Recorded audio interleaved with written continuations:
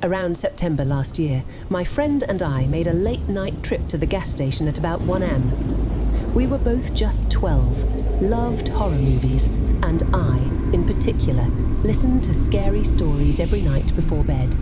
Our nerves were already on edge, because this was a bit of a dodgy area. As we strolled down the street, we passed by what seemed like a normal-looking woman. But shortly after, my friend glanced back and there she was, trailing behind us as we headed up the hill. She held on to something we couldn't quite make out, but it looked eerie, like she might be holding a knife. We hurried to cross to the other side of the road, only to find the woman doing the same. Trying to pick up our pace, she matched our speed, and that's when fear really kicked in. We were freaked out beyond belief, so we started running up the hill. Being a bit on the heavier side, I soon began to feel lightheaded. I glanced back and saw that she had started jogging. That sight made us push ourselves even harder, running faster. Finally reaching the gas station, we rushed in and grabbed a drink and a hot dog each, then settled down. As we caught our breath, we spotted the woman in the middle of the road outside, anxiously glancing around, still clutching that mysterious item that seemed like a knife. We stayed put for another hour before daring to leave. Maybe it doesn't sound too scary, but for two scared 12-year-old horror buffs, it was absolutely terrifying. The gripping fear that came from being pursued by someone potentially dangerous haunted us for a long time.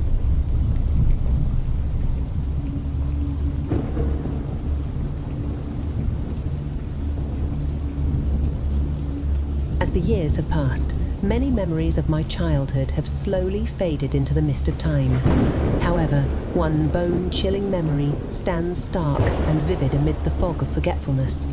I was just a 5-year-old kid living in a quaint, uneventful town, but with an older sister whose antics often brought colour to the dull canvas of my early years.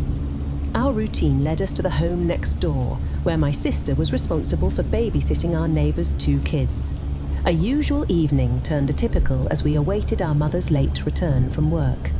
The setup of our neighbourhood, a cul-de-sac with our house positioned in the middle, intertwined our lives with those of our cousins and neighbours. That particular evening, after bidding goodbye to the kids we were babysitting, we made our way across the street to our aunt's place, expecting our older cousin to be home as she often was. Approaching the front door, we noticed the faint glow of the hall, light through the window. We knocked persistently, calling out our cousin's name, only to witness the light abruptly extinguish, casting a cloak of darkness on the porch. Unnerved, but assuming a playful game by our cousin, we turned away, heading back towards the neighbour's house to use their phone. Yet, a sense of inexplicable foreboding clung to the air, like an oppressive shroud.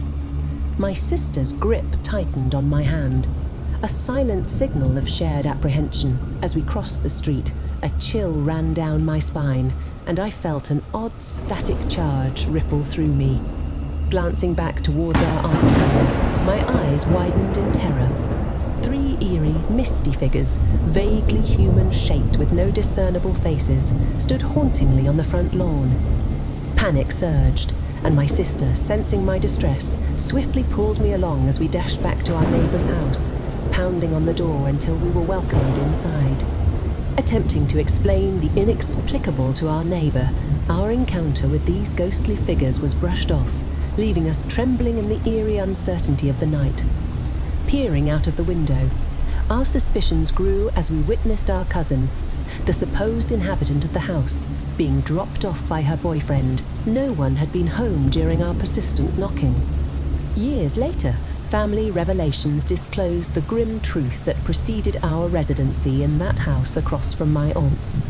It was the site where our aunt had attempted to nurse her ailing mother-in-law, a heartbreaking attempt that concluded with the passing of the matriarch within those very walls. The sighting of 3 apparitions remained inexplicable, leaving us haunted by the chilling spectres and the ghostly mysteries that shrouded our aunt's property. The tale, a stark and eerie recollection, remains vivid, chilling, and unexplained.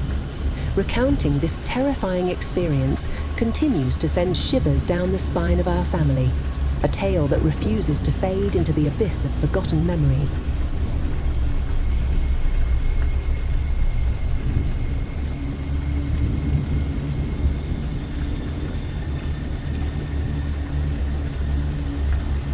Back in 2002, my ex-husband and I snagged a rental house in South Florida. We had our hands full with 4 kids. Our oldest, a daughter at 14, and 3 rowdy boys at 12, 8, and 7. At that time, we were fairly new to Christianity, and I was taking charge of homeschooling all the kids. The house, the first time I laid eyes on it, gave me the heebie-jeebies. Something just felt off.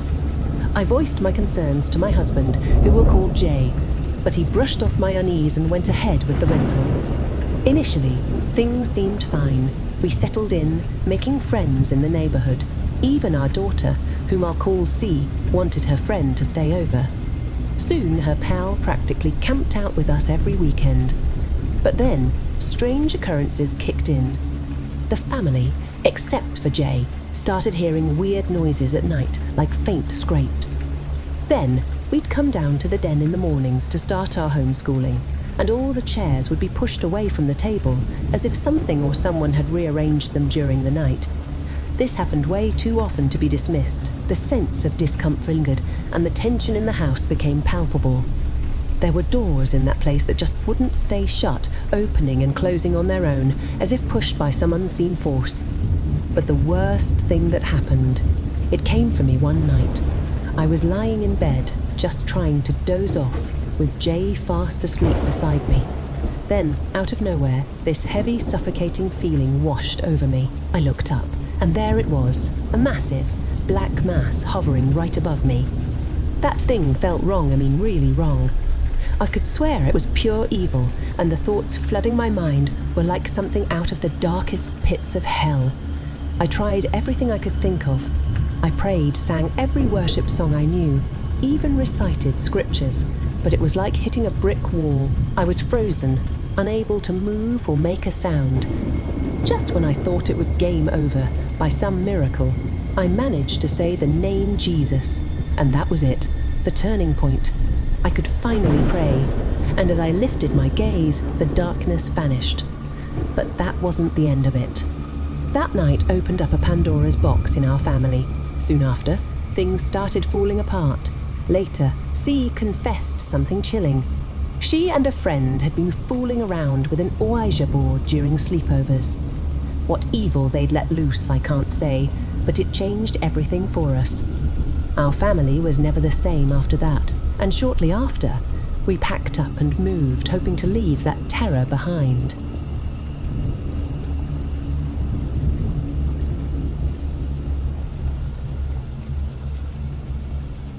During my younger years, roughly between ages 6 and 8, an incident occurred that still chills me to the bone. The layout of my bedroom at the time is crucial to understand the intensity of this experience. As you step into the hallway, my room is the first on the left. The entryway, straight ahead of you, leads to a wall, no windows, no alcoves. Upon entering, the window sits directly in front, and to the left, another wall. Standing at the doorway, a bump-out area appears to the right, marking the location of the closet. The space within that bump-out is approximately 1 meter wide or slightly less, and my bed, positioned in the middle, rested against the left wall beyond that bump-out, with just the headboard touching the wall. I've always been a restless sleeper, then and now, often kicking off my blankets and waking up feeling chilly, necessitating me to stretch out and pull them back on. On this particular night, I awoke in the same way, reaching to my right for the blankets. But as I did, an urge crept over me, compelling me to glance at my bedroom door. What I saw there froze me in terror. A childlike figure peeked around the door, an ominous silhouette not taller than me at that age. I could discern the outline of a head, a shoulder, and a hand against the wall. Paralyzed by fear, I remained still, unable to move. It's important to note that I have 2 brothers, one older and one younger. both away with my father at my grandmother's house that night. It was just my mother and me at home. The sight was petrifying, yet I couldn't bring myself to cry out. I couldn't scream. I had to physically force myself to lay back down, and upon waking, the memory faded, tucked away until now when it resurfaces vividly.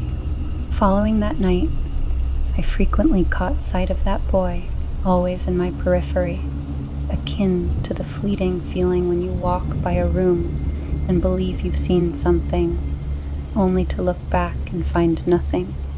Since we departed that house in 2018, such encounters have ceased. For anyone attempting to debunk or craft theories to explain what occurred, I am open to reading all comments.